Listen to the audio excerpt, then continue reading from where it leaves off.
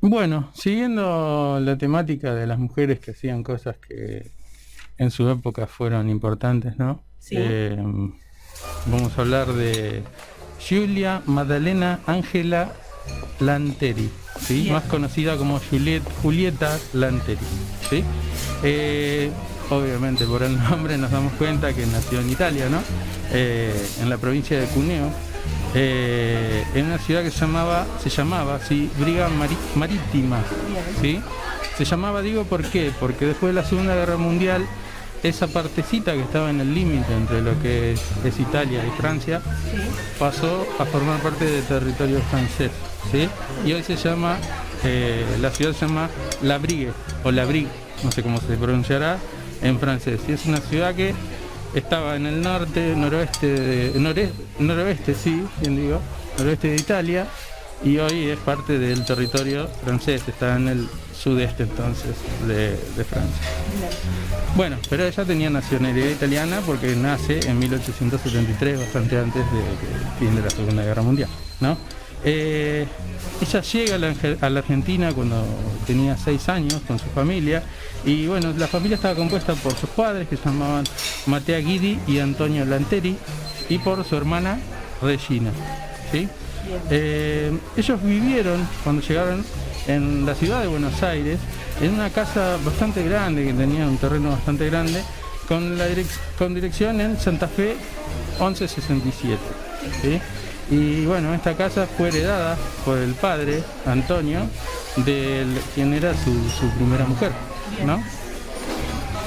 Así que bueno, al ser propietario y también la usaron para alquiler en un momento, ¿no? Que lo que le permitió a la familia tener ciertas comodidades, ¿no? En su vida, y también esto hizo que Julieta pudiera estudiar, ¿no? Así entonces cursó el secundario en el Colegio Nacional, ya se mudaron a la ciudad de La Plata, ¿sí? El Colegio Nacional de La Plata, que era exclusivamente para hombres en ese momento, ¿sí? Y bueno, ahí se convirtió en la primera mujer en obtener el título de bachiller. Fue la primera mujer en un colegio de hombres que recibió el título. Hasta ese momento, que estamos hablando de 1896, solo 2 mujeres habían logrado ingresar en la Facultad de Medicina de Buenos Aires, ¿no? Ellas eran Elida Paso y Cecilia Grierson, quien fue la primera que se recibió en medicina, ¿sí? Y después vamos a nombrarla porque también estuvo en ese ambiente, así que ya la vamos a nombrar, ¿sí? Julieta Lanteri fue la tercera que ingresa a la Facultad de Medicina, con un permiso del que era el decano en ese momento, Leopoldo Montes de Oca, y 2 años después ella se recibe como farmacéutica, en esos títulos intermedios que uno tiene en las carreras largas, ¿no? Y bueno, ella era farmacéutica. En 1906 ella asistió al Congreso Internacional del Libre Pensamiento, que se realizó en Buenos Aires, en la ciudad de Buenos Aires, y al que asistían las figuras de lo que era el movimiento feminista en ese momento, ¿no? Algo bastante nuevo, ¿sí? Y, por ejemplo, Alicia Moró de Justo, y hablábamos de Cecilia Grierson también, ¿no? Era ya recibida, era una doctora también importante, ¿no? En ese momento. Bueno, lo que pasó es que este congreso, como pasa cuando uno va a un lugar y te despierta cosas internas, ¿no? Que a veces vas descubriendo que ya son parte de uno, ¿no? Sí. Que están ahí, que están esperando al ser despertadas, por así decirlo. ¿Acerca de qué temas? Igualdad de sexo, en política, en lo social, el divorcio mismo, bueno, es toda esa variedad de temas que para ese momento eran tabú, digamos, ¿no? Incluso en algunos sectores sociales hoy día también, algunos temas que tienen que ver con... La verdad que es medio complicada a veces. Sí, sí. Bueno, en 1907 se recibe de médica y bueno, se convierte en la 6ª mujer que se graduó en el país, ¿no? Tengo en otras fuentes que me aparece como la 5ª, pero se repite en diversas fuentes que fue la 6ª. Pero bueno, más allá del número digamos, es irrelevante la importancia de que se recibió, ¿no? Bueno, en mayo de 1910, ella organizó junto a otras mujeres el Congreso Femenino Internacional, que tuvo como sede obviamente Buenos Aires, y ahí se presentaron trabajos de mujeres de diversas partes del mundo que vinieron, y la temática central obviamente era lo referido al género, ¿no? Los derechos civiles, políticos, divorcios, seguimos, mirá hasta en qué año se hablaba de divorcio, ¿no? Educación, cultura, economía y otros asuntos relacionados con la diversidad de género, ¿no? Bueno, este fue el primer evento de este tipo que mostró al mundo lo que fue la organización feminista, ¿no? Y también propuestas, ¿no? No solo reclamos, sino propuestas, que era muy importante para, modificar la situación, digamos, de inferioridad en que vivían las mujeres de esa época, ¿no? Mientras ocupaba un cargo en la asistencia médica pública de Buenos Aires, de la ciudad de Buenos Aires, ella crea la Liga Argentina de Mujeres Libre Pensadoras, ¿sí? Obviamente inspirada en las ideas del Congreso Femenino Internacional del que hablábamos antes, ¿no? En ese mismo año, 1910, ¿sí? El centenario de la Revolución de Mayo, con todos esos festejos que se hicieron muy famosos, ella se casó con Alberto Renshaw. Ahí entramos un poquito en la vida privada, digo, amorosa, ¿no? Que era un señor estadounidense de 14 años menor que ella, ¿sí? En ese momento tendría 30 y pico de años, cerca de los 40, y el matrimonio le duró poco. No, fue unos pocos meses, ni siquiera llegó al año. Y uno se pone a pensar, ¿no? Lo que sería para un hombre el casamiento en ese momento y enfrentar al ideal de una mujer feminista, ¿no? En esa misma época. Y repetimos, hoy a veces es difícil, me imagino en ese momento otra cosa, ¿no? Bueno, en 1911 ella se nacionaliza, obtiene la ciudadanía argentina y empieza a trabajar como docente en la cátedra de psicología de la Facultad de Medicina, ¿no? Por esos tiempos también comienza a debatirse lo que era la ley Sáenz Peña, ¿no? Recordemos el voto universal y secreto, ¿no? Antes la forma de votar era un voto cantado, era diferente, y ante el anuncio que iba a hacerse un reempadronamiento, ¿no? Para las elecciones que llegaban del Consejo Deliberante, ella se presenta para inscribirse en el padrón electoral, ¿no? Obviamente tuvo que hacer un pedido ante la justicia y se basaba en que, primero, ella era mayor de edad, que era ciudadana argentina, obviamente se había nacionalizado unos meses antes, que era alfabeta,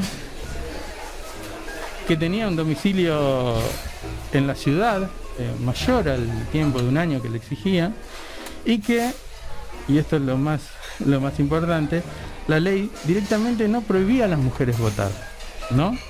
¿Por qué? No había algo que dijera que no se podía. Exactamente. Porque la convocatoria que hace la Municipalidad de Buenos Aires en ese entonces a los vecinos para empadronarse, decía, textual, ¿no? Que era para los ciudadanos mayores residentes en la ciudad que tuvieran un comercio o industria o ejercieran una profesión liberal y pagasen impuestos, obviamente, ¿no? Entonces, ¿qué encontramos? Que no decía nada acerca del sexo.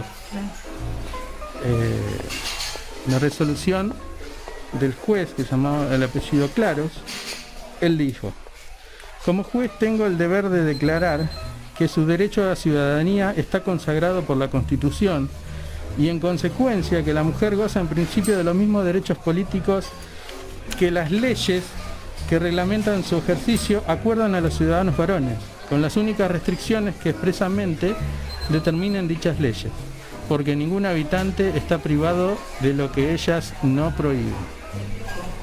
Esta frase última es básicamente, sí, la razón, ¿no?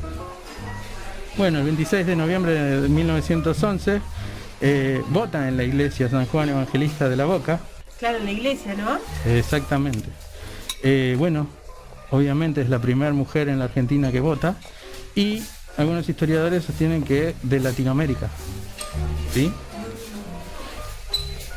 1911, tengamos en cuenta, 40 años antes de que las mujeres argentinas pudieran acceder a las urnas, ¿no? Legalmente. O sea, era legal, pero bueno, digamos, sin tantas restricciones, ¿no? que se les ofrecía en ese momento. Bueno, fue algo, una noticia salió en los diarios de La Nación, en la prensa, que eran, bueno, los medios que más, más leídos por ese momento, y bueno, ella hizo un par de notas, y obviamente esto lleva, ¿no? La información corre, Corre, ¿no? Obviamente.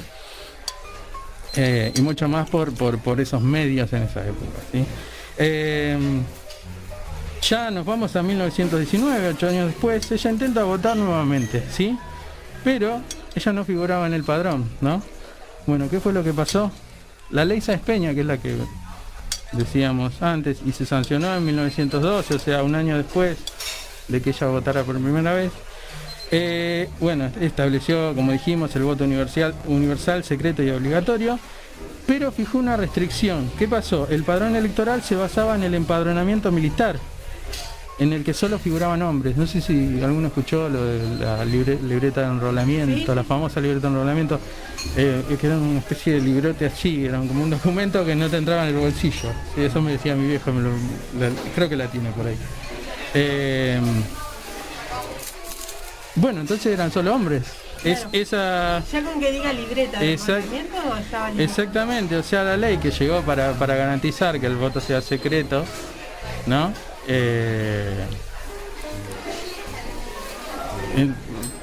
En ese sentido fue como que generó algo malo, ¿entendés? O sea, le achicó la posibilidad a las mujeres, claro.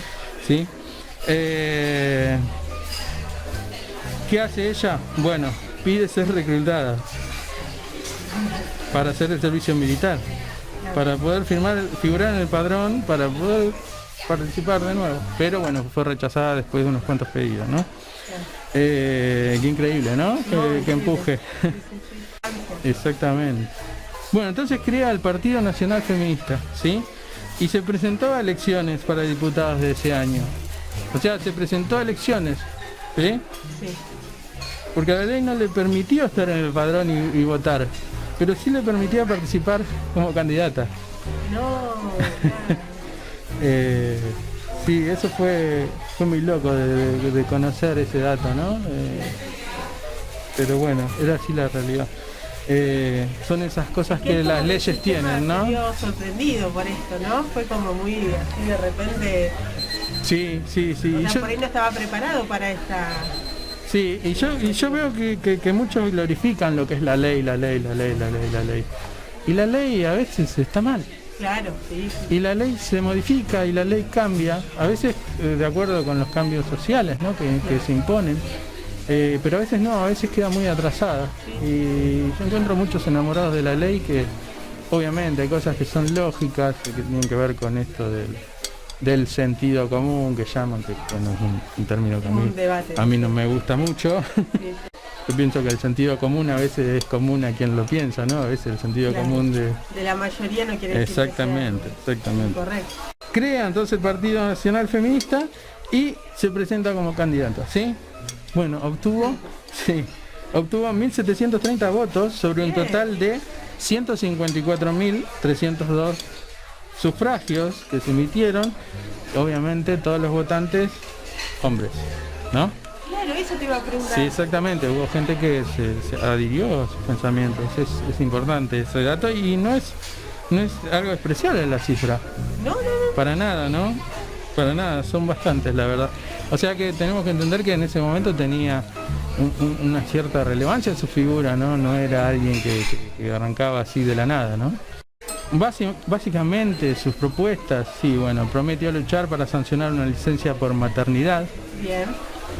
Prohibir la venta de alcohol, otorgar un subsidio por hijo, lo repito, otorgar un subsidio por hijo, increíble, abolir la pena de muerte, bueno, y establecer igualdad entre hijos legítimos e ilegítimos. Y también supo, porque hablamos la vez anterior de Raquel Lieberman, esta prostituta, ¿no? Bueno, que se rebeló ante sus dueños, por así decirlo, y bueno, en este caso también participó en contra de lo que era la prostitución, ¿no? Claro. También se alzó la voz en cuanto a ese tema tan tan complicado en ese momento, ¿sí?